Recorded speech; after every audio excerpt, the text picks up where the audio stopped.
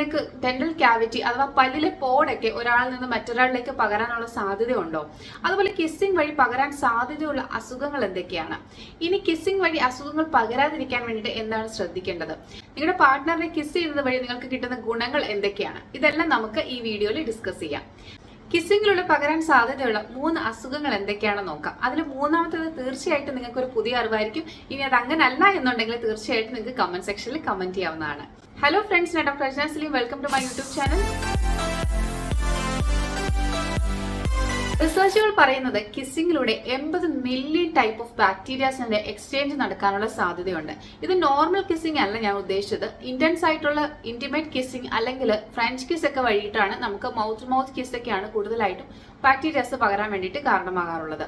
നമ്മുടെ ശരീരത്തിൽ ഒരുപാട് ബാക്ടീരിയകളും അതുപോലെ തന്നെ മൈക്രോ ഓർഗാനിസങ്ങളും വസിക്കുന്ന ഒരു സ്ഥലമാണ് നമ്മുടെ ഓറൽ ക്യാവിറ്റി അഥവാ വാ എന്ന് പറയുന്നത്. ഇതിൽ തന്നെ കൂടുതലായിട്ടും ബാക്ടീരിയ പ്രസൻസ് ഉള്ളത് നാക്കിലാണ്. അതുകൊണ്ട് തന്നെ പ്രോപ്പർ ആയിട്ട് ബ്രഷിങ്ങും നാക്ക് വടിക്കേണ്ടതും വളരെ അത്യാവശ്യമാണ്.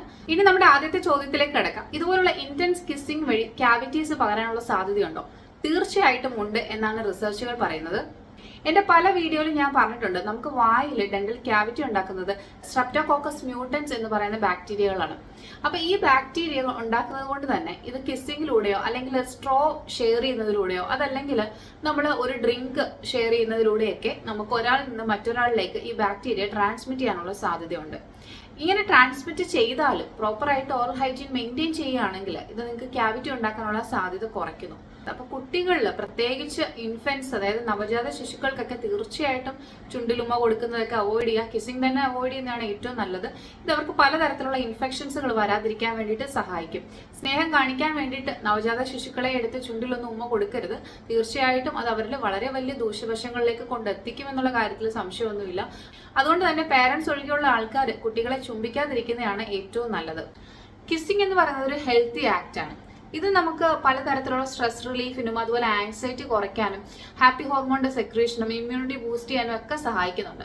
പക്ഷെ എന്നിരുന്നാലും സലൈവറി എക്സ്ചേഞ്ച് നടക്കുന്ന ലിപ് ടു ലിപ് കിസ് അല്ലെങ്കിൽ ഇന്റൻസ് കിസ്സുകളൊക്കെ പാർട്ണറുമായിട്ട് അല്ലാതെ ചെയ്യുന്നത് അവോയ്ഡ് ചെയ്യുക.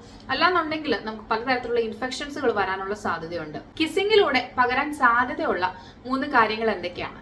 നമ്പർ 1, ഡെന്റൽ ക്യാവിറ്റി അതുപോലെ തന്നെ ഗം ഡിസീസുകളും. ഡെന്റൽ ക്യാവിറ്റിയും ഗം ഡിസീസും ഉണ്ടാക്കുന്നത് പ്രധാനമായിട്ടും ബാക്ടീരിയകളാണ്.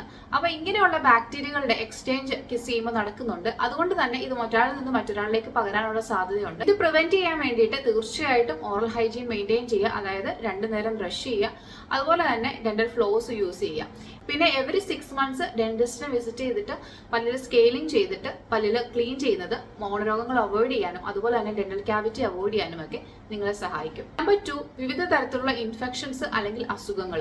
നമുക്കിപ്പോൾ കോൾഡ് ആയിക്കോട്ടെ അല്ലെങ്കിൽ പനി ആയിക്കോട്ടെ, ഇതൊക്കെ നമുക്ക് ഒരാളിൽ നിന്ന് മറ്റൊരാളിലേക്ക് ചുമലത്തിലൂടെ പകരാനുള്ള സാധ്യതയുണ്ട്. ഇത് കൂടാതെ മംസ് അഥവാ മുണ്ടിനീര് പകരാനുള്ള സാധ്യതയുണ്ട്. അതല്ലാതെ നമുക്ക് കോവിഡ് ചുമലത്തിലൂടെ പകരാനുള്ള സാധ്യതയുണ്ട്. ഇതല്ലാതെ ഇൻഫെക്ഷൻസ് ആയിട്ടുള്ള എല്ലാ വൈറൽ ബാക്ടീരിയൽ ഇൻഫെക്ഷനുകളും സലൈവറി കോണ്ടാക്റ്റിലൂടെ പകരാനുള്ള സാധ്യതയുണ്ട്.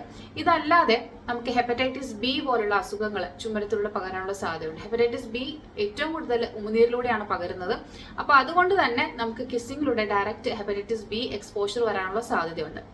കിസ്സിങ്ങിലൂടെ ഉമിനീർ മാത്രമല്ല എക്സ്ചേഞ്ച് ചെയ്യപ്പെടുന്നത്, നമ്മുടെ തൊണ്ടയിൽ നിന്നുള്ള പല സ്രവങ്ങളും എക്സ്ചേഞ്ച് ചെയ്യപ്പെടുന്നുണ്ട്. അപ്പൊ അതുകൊണ്ട് തന്നെ ഇത് പലതരത്തിലുള്ള ഇൻഫെക്ഷൻസുകൾ ഉണ്ടാക്കാൻ വേണ്ടിയിട്ട് കാരണമാവുന്നുണ്ട്. പ്രത്യേകിച്ച് വൈറൽ ഇൻഫെക്ഷനുകൾ ഉണ്ടാകാനുള്ള സാധ്യതയുണ്ട്. നമ്പർ 3, HSV ഇൻഫെക്ഷൻ അഥവാ കോൾഡ് സോർ. ഇതിനെ പറ്റിയിട്ട് ഡീറ്റെയിൽഡ് വീഡിയോ ഞാൻ വേറെ ചെയ്തിട്ടുണ്ട്. അപ്പോൾ വീഡിയോ കാണാത്തുണ്ടെങ്കിൽ തീർച്ചയായിട്ടും പോയിട്ട് വീഡിയോ കാണുക. വീഡിയോയുടെ ലിങ്ക് ഞാൻ താഴെ ഡിസ്ക്രിപ്ഷനിൽ ടാഗ് ചെയ്തേക്കാം. ഇന്റിമേറ്റ് കിസ്സിംഗ് ഒക്കെ ചെയ്യുന്ന സമയത്ത് HSV ഉള്ള ആളിൽ നിന്ന് HSV ഇല്ലാത്ത ആളിലേക്ക് പെട്ടെന്ന് തന്നെ ഈ രോഗം പകരാനുള്ള സാധ്യതയുണ്ട്. ചില ആൾക്കാരിൽ ഇതുപോലെ ചുണ്ടിന്റെ സൈഡിൽ അല്ലെങ്കിൽ ചുണ്ടിന്റെ മേൽഭാഗത്ത് അല്ലെങ്കിൽ താഴെ ഇതുപോലെയുള്ള ലീഷനുകളൊക്കെ കാണാറുണ്ട്. ഈ സമയത്ത് പെട്ടെന്ന് തന്നെ ഇത് ടച്ചിങ്ങിലൂടെയും ഈവൻ കിസ്സിങ്ങിലൂടെയൊക്കെ പെട്ടെന്ന് തന്നെ പകരാനുള്ള സാധ്യതയുണ്ട്.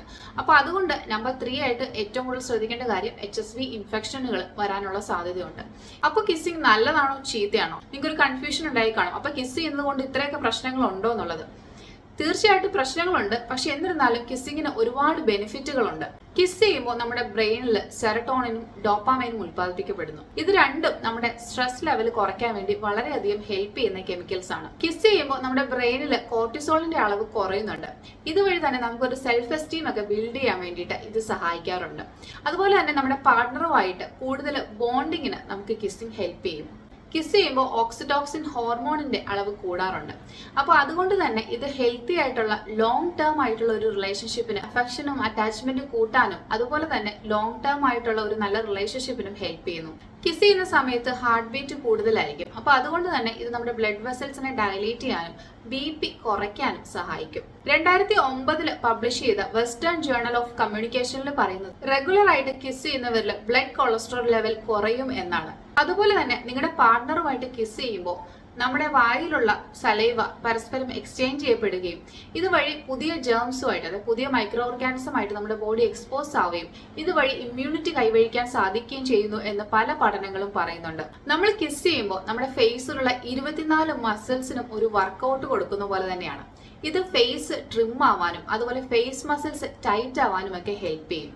കിസ്സിംഗ് വഴി ഇൻഫെക്ഷൻസ് പകരാതിരിക്കാൻ വേണ്ടി എന്തൊക്കെ ചെയ്യാം? ഞാൻ ഈ പറഞ്ഞ പോലെ പനി ഉള്ളപ്പോഴോ അതുപോലെ ഇൻഫെക്ഷൻസ് ഉള്ളപ്പോഴോ മറ്റൊരാളെ ചുംബിക്കാതിരിക്കുക. അത് മാത്രമല്ല, നിങ്ങൾക്ക് ഇപ്പോൾ ഡെന്റൽ ക്യാവിറ്റി ഉണ്ട്, മോണരോഗം നിങ്ങളുടെ പാർട്ണർ ഉണ്ടെങ്കിൽ അതിന് എത്രയും പെട്ടെന്ന് ട്രീറ്റ്മെന്റ് എടുക്കാൻ വേണ്ടിയിട്ട് ശ്രദ്ധിക്കുക.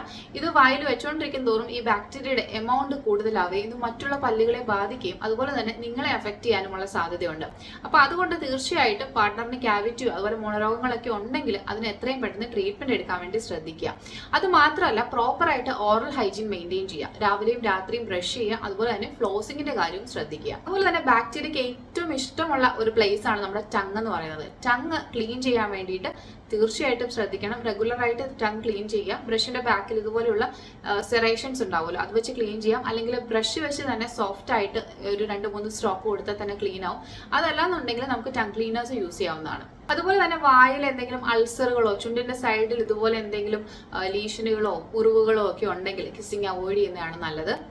സേഫ് കിസ് ചെയ്യുക, അതായത് നമ്മുടെ പാർട്ണർ അല്ലാത്ത മറ്റൊരാളുമായിട്ട് നമ്മൾ കിസ് ചെയ്യാതിരിക്കുന്നത് നമുക്ക് ബാക്കിയുള്ള ബാക്ടീരിയയുടെ എക്സ്പോഷർ ഉണ്ടാവാതിരിക്കാനും പലതരത്തിലുള്ള അസുഖങ്ങളെ പ്രിവെന്റ് ചെയ്യാനും സഹായിക്കും. വാക്സിനേഷൻ എടുക്കുക. ഹെപ്പറ്റൈറ്റിസ് B പോലുള്ള അസുഖങ്ങൾ സലൈവ വഴിയാണ് പകരുന്നത്. അപ്പോൾ അതിന് വേണ്ടിയിട്ട് വാക്സിനേഷൻ എടുക്കാൻ വേണ്ടിയിട്ട് ശ്രദ്ധിക്കുക. അതുപോലെ തന്നെ ഫ്ലൂവിന്റെ വാക്സിൻ എടുക്കുന്നതും വളരെ നല്ലതാണ്. പാർട്ണറിന് ദന്തരോഗങ്ങൾ ഉണ്ടെങ്കിൽ തീർച്ചയായിട്ടും അതിന് ട്രീറ്റ്മെന്റ് എടുക്കാൻ വേണ്ടി ശ്രദ്ധിക്കുക. ഇത് ഒരു പക്ഷേ നിങ്ങളിലേക്ക് പകരാനുള്ള സാധ്യതയുണ്ട്. ഇനി നിങ്ങൾ പ്രോപ്പറായിട്ട് ഓറൽ ഹൈജീൻ മെയിൻറ്റെയിൻ ചെയ്ത് സൂക്ഷിക്കുകയാണെങ്കിൽ ഒരു പരിധി വരെ നിങ്ങൾക്ക് ഇത് വരാതിരിക്കാം. പക്ഷെ എന്നാലും ഹെപ്പറ്റൈറ്റിസ് B പോലുള്ള ഇൻഫെക്ഷനുകൾ വരാനുള്ള സാധ്യത ഉള്ള ആൾക്കാരാണ് നിങ്ങളെങ്കിൽ തീർച്ചയായിട്ടും നിങ്ങൾ അതിന് വേണ്ടിയിട്ടുള്ള വാക്സിനേഷൻ എടുക്കുക. ഹെപ്പറ്റൈറ്റിസ് B വരാൻ ചാൻസ് ഉള്ള ആൾക്കാരുണ്ടെന്ന് ഞാൻ പറഞ്ഞല്ലോ. ഇത് കിസ്സിങ്ങിലൂടെ തന്നെ പകരണമെന്നില്ല, അല്ലാതെ ഈവൻ ടോക്കിങ്ങിലൂടെ തന്നെ പകരാനുള്ള സാധ്യതയുണ്ട്. പല ആൾക്കാരും വർക്ക് ചെയ്യുമ്പോൾ ഇത് പകരാനുള്ള സാധ്യതയുണ്ട്. അതിൽ പ്രധാനമായിട്ടും ഹെൽത്ത് കെയർ പ്രൊഫഷണൽസും അതുപോലെ തന്നെ ഡോക്ടേഴ്സ്, ഡെന്റിസ്റ്റുമാർ, ഇവർക്കൊക്കെ ഹെപ്പറ്റൈറ്റിസ് B വാക്സിൻ കമ്പൽസറി ആയിട്ട് നമ്മൾ എടുക്കാറുണ്ട്. കാരണം ഒരുപാട് നമ്മൾ ഹെപ്പറ്റൈറ്റിസ് B പേഷ്യന്റുമായിട്ട് എക്സ്പോസ്ഡ് ആവാറുണ്ട്. അപ്പോൾ അത് വരാതിരിക്കാൻ വേണ്ടി ഡോക്ടേഴ്സ് ഒക്കെ എപ്പോഴും എടുത്തിരിക്കുന്ന ഒരു വാക്സിൻ ആണ് ഹെപ്പറ്റൈറ്റിസ് B വാക്സിൻ. വളരെ അടുത്ത് ഇടപഴകി വർക്ക് ചെയ്യുന്ന സാഹചര്യമുള്ളവർ, ഫോർ എക്സാമ്പിൾ ബ്യൂട്ടീഷ്യൻ ആണ് അല്ലെങ്കിൽ ഒരു മേക്കപ്പ് ആർട്ടിസ്റ്റ് ആണ്, എങ്ങനെയൊക്കെ ഉണ്ടെങ്കിൽ തീർച്ചയായിട്ടും നിങ്ങൾ ഹെപ്പറ്റൈറ്റിസ് B വാക്സിൻ എടുക്കാൻ വേണ്ടിയിട്ട് ശ്രദ്ധിക്കണം. അതുകൊണ്ട് നിങ്ങളുടെ പാർട്ണറിന്റെയും അതുപോലെ തന്നെ നിങ്ങളുടെയും ദന്താരോഗ്യം വളരെ വളരെ ശ്രദ്ധിക്കേണ്ട കാര്യമാണ്. തീർച്ചയായിട്ടും ഈ വീഡിയോ നിങ്ങളുടെ പാർട്ണറിന് ഷെയർ ചെയ്യുക. വീഡിയോ ഇഷ്ടമായ ലൈക്ക് ചെയ്യുക, ഷെയർ ചെയ്യുക, സബ്സ്ക്രൈബ് ചെയ്യുക. അതുപോലെ തന്നെ അടുത്തുള്ള ബെൽ ബട്ടൺ എനേബിൾ ചെയ്യുക. ഇതുപോലെ ഇൻട്രസ്റ്റിംഗ് ആയിട്ടുള്ള ടോപ്പിക്സിനെ പറ്റി അറിയണമെന്നുണ്ടെങ്കിൽ തീർച്ചയായിട്ടും എന്നെ ഇൻസ്റ്റാഗ്രാമിൽ ഫോളോ ചെയ്യുക. അതുപോലെ തന്നെ യൂട്യൂബ് ചാനൽ സബ്സ്ക്രൈബ് ചെയ്യുക. നിങ്ങൾക്ക് എന്തെങ്കിലും ടോപ്പിക്കുകളെ പറ്റി അറിയണമെന്നുണ്ടെങ്കിൽ please comment me in the comment section. Thank you for watching my video. Thank U.